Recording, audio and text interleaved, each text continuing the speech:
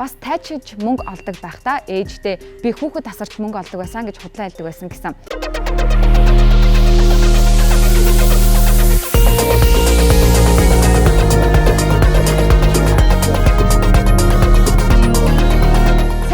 Өнөөдрийн мэндийг хүргэе. Volume Plus руу байна. Iconic нэвтрүүлгийн мэдээллийн болон яг одоо та бүхэнд хүрж байна. Хипхопын хатан хаан гэгддэг рэпер Nicki Minaj болон Taylor Swift-ийн амжилтыг бут цохиж гарч ирсэн Cardi B-гийн тухай хүргэх гэж байна.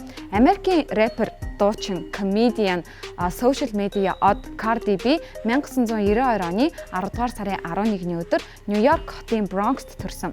Cardi-гийн жинхэнэ нэрийг Belcalis Almanzar гэдэг ба эцэг эхэн түүнийг бага байхад нь Bacardi гэж дууддаг байсан нь одоогийн Cardi B нэрнийх нь inspiration болсон гэж Cardi өөрөө хэлсэн байдаг. Худалдагч ээжтэй таксины жолооч аавтай тэр гэр бүл хоосон хонохгүй, хоёр идэхгүй, чөөчөө болгоод амьдардаг байжээ. Cardi-гийн аав ээж хоёрын салснаас хойш Cardi хойд автагаа маш таарамж муутай харилцаатай байсан нь түүнийг ийм хурц араншилтай болоход нөлөөлсөн гэдгийг байна лээ. Тэрээр Renaissance-ийн урлаг технологийн ахлах сургуулийг төгсөж Borough of Manhattan Community College-д элсэн орж ижээ. Мөн Cardi 16 настай байхдаа Bloods хэмээх ганг бүлгийн гишүүн болж байсан.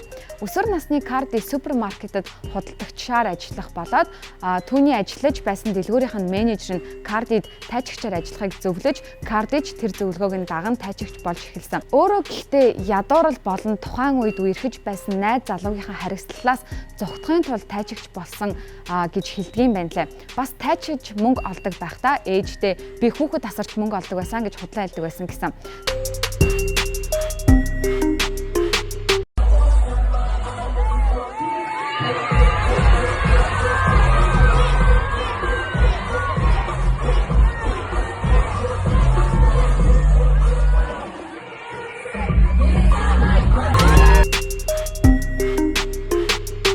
Ажиллангаа давхар сургуульд явах хэцүү байсан болохоор сургуулаасаа гарч Нью-Йоркийн клубуудад өдрийн 8 цагаар тайждаг байсан гин. Нэг гараанаасаа $300 олдог байсан Cardi хар тамхичид, хар тамхи борлуулдаг хүмүүс болон клубын үйлчлүүлэгч нар дунд маш алдартай болсон. Тэрээр тайждаг байхдаа бас хөхөө томруулж байсан удаатай. 2013 онд Cardi B Instagram болон Vine дээр бичлэг тавьж эхэлснээс хойш social ертөнцид од болох эхлэн тавигдаж байжээ. Уг нь 25 настайдаа тайжхаа болно гэж төлөвлөж байсан ч интернетт байр суурь олж эхэлж байсан болохоор 23 настайдаа тайжхаа болсон байна. Хэдэн жил эротик бүжигчин байсны дараа Cardi B хөгжмийн ертөнц рүү орохоор шийдэж дуучин Shaggy-гийн 2015 онд гаргаж байсан Boom Boom дууны ремикс дээр хамтарч ажиллаж байсан. Бас 2015 оны 12 дугаар сарын 15-нд Cheap As Vive нэртэй анхны дебют клипээ гаргаж байжээ.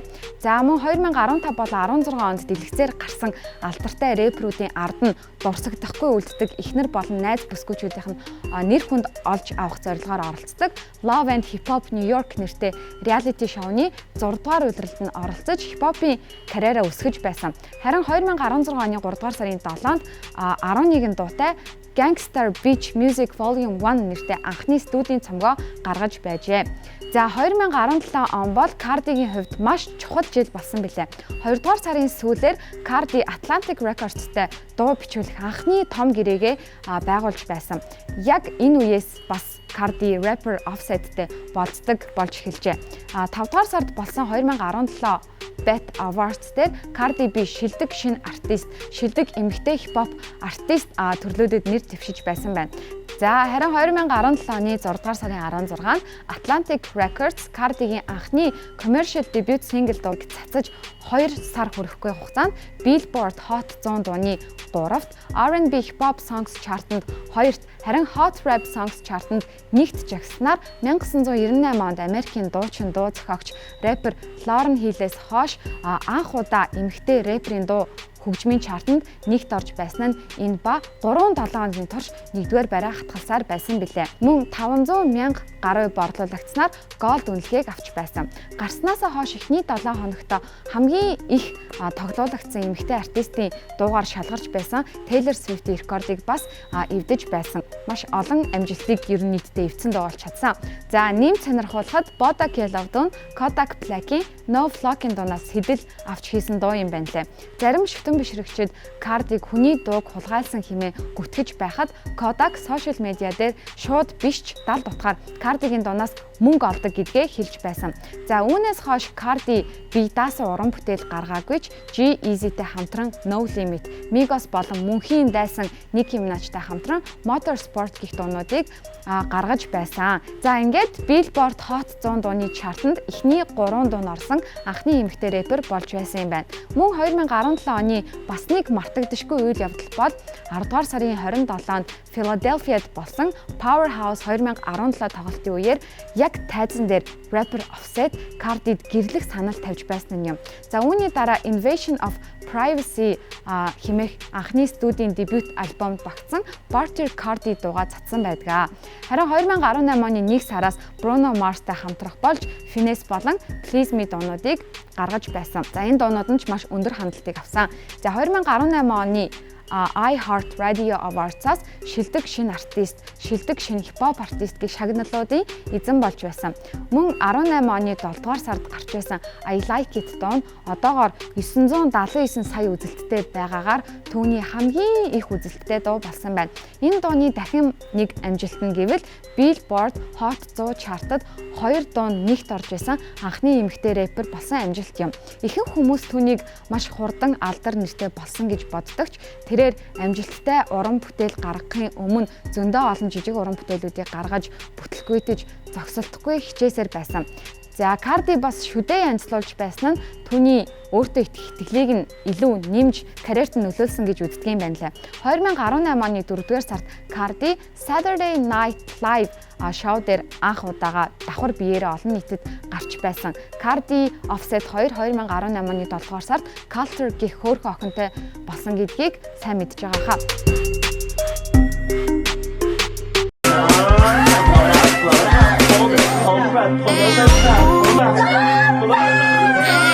She's right there. She's right there.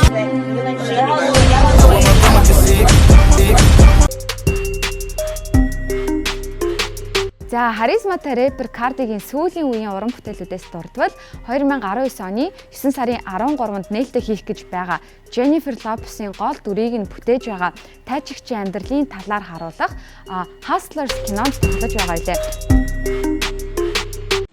Front hook, ankle hook, knee hook.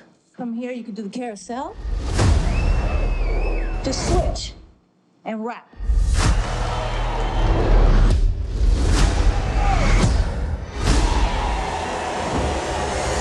Are you in? I got These are my coworkers. Jobs, please. What if somebody calls the cops? And says what? I spent $5,000 at a strip club, send help. Damn. We're a family now. Damn. A family with money. Damn. And when would you say that things got out of control? Looking past the mirror. Ooh. Feel my thigh. Please help! This is my husband.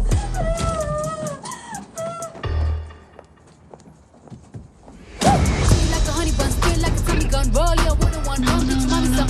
I like my nigga's birthday, dude. Say he gonna eat this like soup. Түүн шиг дайчин бүсгүй маш чадварлаг жүжигдэж чадсан гэхэд эргэлзэхгүй байна. За харин мэдээнийхээ төгсгөл Cardi-гийн анхны уран бүтээлийн нэг болох Wash Pop-ын дууны клипийг хүлээвч үздэгэ. Come on, be grown, suck a dick, be nasty. Niggas like bitches that pop off and suck dick all day long. I'm a stripper hoe. I'm about to money. I'm trying to get on my bougie shit. I'm trying to be like a lady. But y'all be getting me tight. Woo! I need all my money makers, bring that cash out. I need all my D-boys to bring that cash out. I need all my scammer niggas, bring that cash out. Don't you see these big ass in this ass out? I need all my money makers, bring that cash out. I need all my D-boys to bring that cash out. I need all my scammer niggas, bring that cash out. Don't you see these big ass in this ass out? No trick, go bust a band on a bitch. Now give me all that money you be spending on your chick. Now give me all that money you be spending on your kid. Now give me all that money you been stacking for your rent, nigga. I'm just into making money, I ain't into making love. When you hear that stripper, huh? I'm the one you thinking of. I'm the bitch that love to hate, I'm the bitch that hate to love. Yellow little bitch, I look like dime in the place. You wanna be my main squeeze, baby? Don't you? You wanna give a bitch a C, baby? Don't you? You hit the club with 20 G's, baby? Don't you? And spend it all on Cardi B, baby? Don't you? I need like 10K right now. I need like 20K right now. I need like 50K right now. Or you broke niggas, get out the way right now. I need all my money makers, bring that cash out. I need all my D-boys to bring that cash out. I need all my scammer niggas, bring that cash out. Don't you see these big ass titties in this ass out? I need all my money makers, bring that cash out. I need all my D-boys to bring that cash out. I need all my scammer niggas, bring that cash out. Don't you see these big ass titties in this ass out? Bitch, I got ass, titties, and big lips. Your nigga will fuck me and pay my rent. Oh, nah, that fake titty hoe be saying some real shit. You fucking boring asshole. Look, real niggas fuck with me, the bad bitches fuck with me. So if you don't, probably cause you broke or you ugly. Real niggas fuck with me, the bad bitches fuck with me. So if you don't, probably cause you broke or you ugly. Every time that I'm on the road, poppin'. Every time that I do a show, poppin'. When I put this pussy on the pole, poppin'. First one to have these cornrows, poppin'. I need all my money makers, bring that cash out. I need all my D-boys to bring that cash out. I need all my scammer niggas, bring that cash out. Don't you see these big ass titties in this ass out? I need all my money makers, bring that cash out. I need all my D-boys to bring that cash out. I need all my scammer niggas, bring that cash out. Don't you see these big ass titties in this ass out?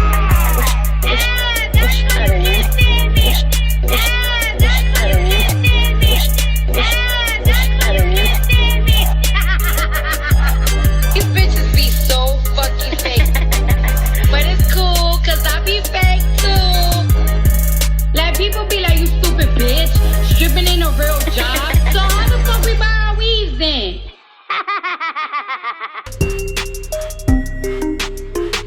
Бидний бэлтгэсэн мэдээлэлээс та бүхэн Cardi-гийн тухай илүүг мэдэж авч түүнийг арай өөр өнцгөөс хардаг болсон байх гэж найдаж байна. Дараагийн дугаар дээр хэний талаар мэдмээр байгаагаа YouTube дээрх бичлэгний доор комент хэсэгт бичиж үлдээгээрэй. Volume Plus руу биелаа та бүхэнд Iconic News-ийг бэлтгэн хүргэлээ. Хамт байсан баярлалаа.